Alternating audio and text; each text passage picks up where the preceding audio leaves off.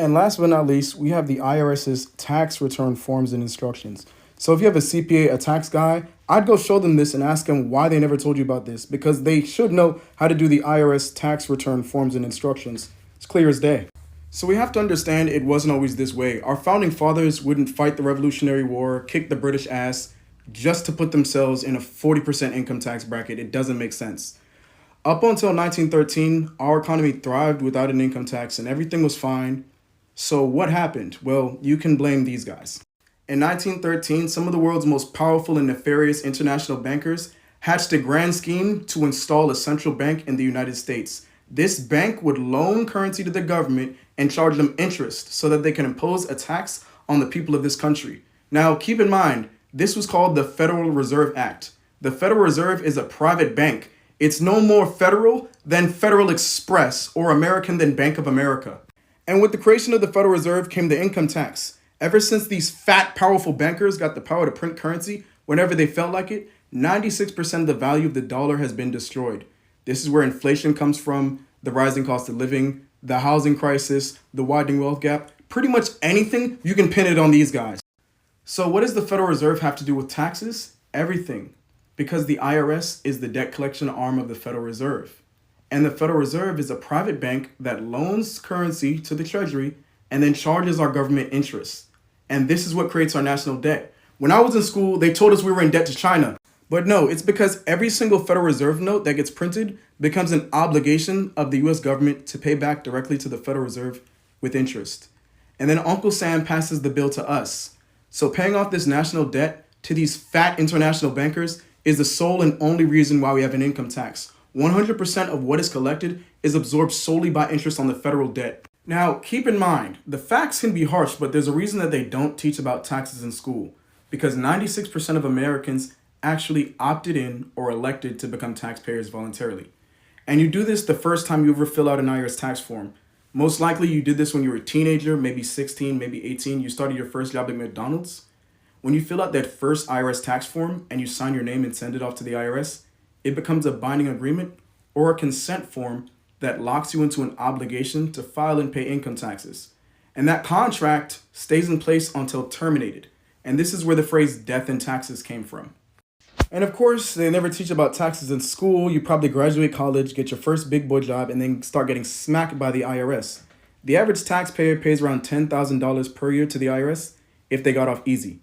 Now, this is a real $10,000 bill. They used to print these only for Federal Reserve transactions, but don't pay attention to the amount because that's probably what you pay. Pay attention to this. It's a secret hidden in plain sight.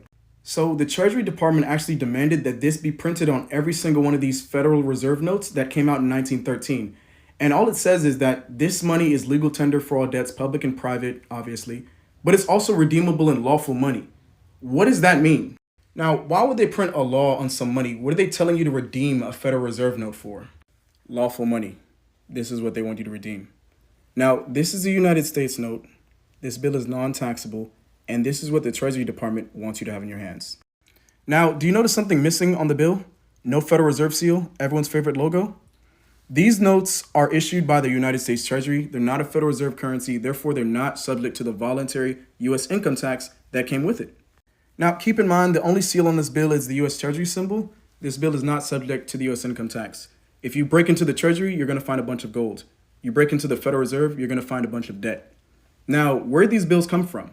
Now, during Lincoln's presidency and the Civil War, our Treasury Department began issuing these United States Treasury notes, and they were non-taxable, they were redeemable in gold, and how can you tax gold? Because God created gold. It makes sense, right? Well, what happened? You could thank this guy. By the order of former President Richard Nixon, lawful money was taken out of circulation in 1971. We were also taking out the gold standard. Now, when this happened, they pretty much figured that it was unnecessary for the United States Treasury to print currency that's worthless when we have the Federal Reserve for that. So all currency printed since then, they're Federal Reserve notes. And bankers are ordered to destroy lawful money anytime they come in contact with it. The reason why is because it reminds you of your constitutional right to not be taxed. But the law allowing the use of United States notes still exists today. 12 U.S.C. 411 is still on the books. You can still earn non-taxable income. Now, take a look. This is all that they print nowadays, but most people never paid attention. Take a look at the two symbols on the currency. Did you know you always had a choice on which to use? So over here on the left-hand side, we have the Federal Reserve symbol. Now, the way that the rules of the game are written, anytime you put money in your bank account, they're treated as Federal Reserve notes. You remember that thing, if you have more than $600 in Cash App, the IRS is going to come after you? Duh.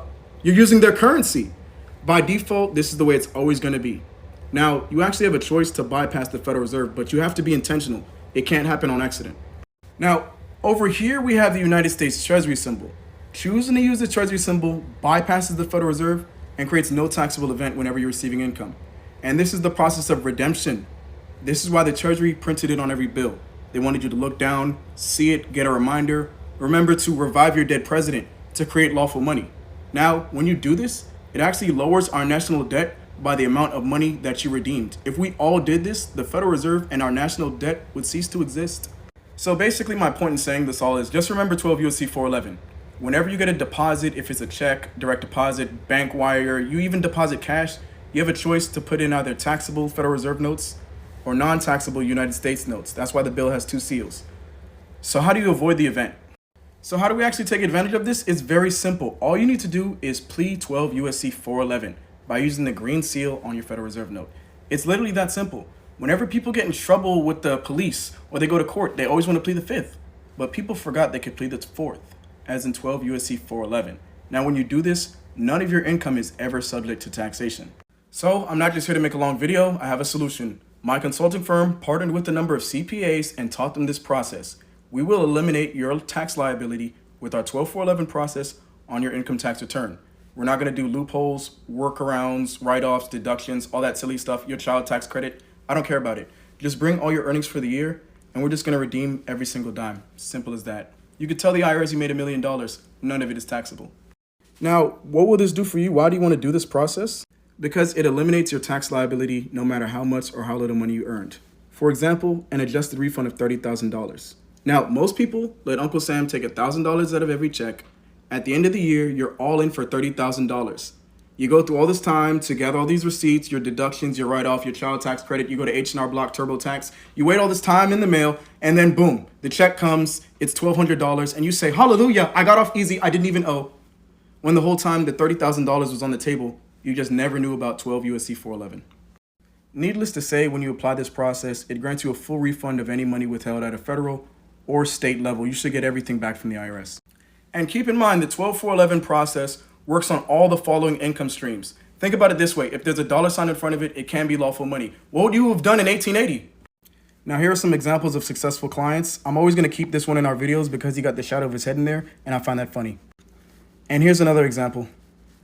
And here's another testimony from our ebook, which you could download for free because I want you guys to get all the facts. So I don't withhold anything. Now I want to stop and pause here and kind of bring something to your attention. The checks and stuff, everything, all that is nice, but you actually have to remember that you opted in or volunteered to even get a check back from the IRS. You opted in to even give them money. Getting a check back is nice, but why do you let them steal from you in the first place? The real question is, how long is this election you made applied?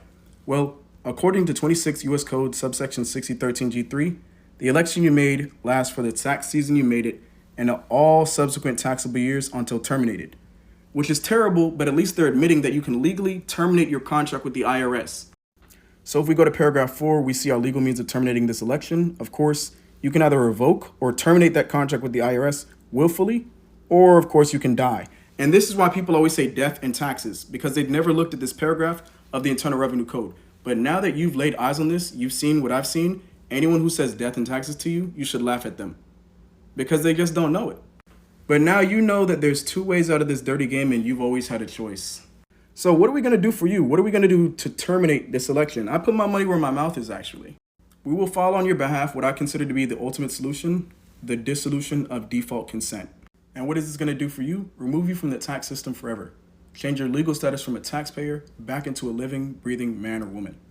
Now, once the IRS gets our specific instructions, your status is going to be changed from a code 00 taxpayer to a code 01, which means return not required to be mailed or filed in the IRS individual master filer database. Now, when this happens, this is how to get onto the tax exemption list. Well, how do we know this works? The IRS has never challenged our dissolution of default consent. All of our clients exited the tax system legally. When everything's said and done, you should receive an acknowledgement from the IRS that looks something like this. Now, keep in mind, what I'm not telling you to do is commit a crime. I'm not telling you to ignore the IRS. That's tax evasion. I'm telling you to know you have a choice. and to make one.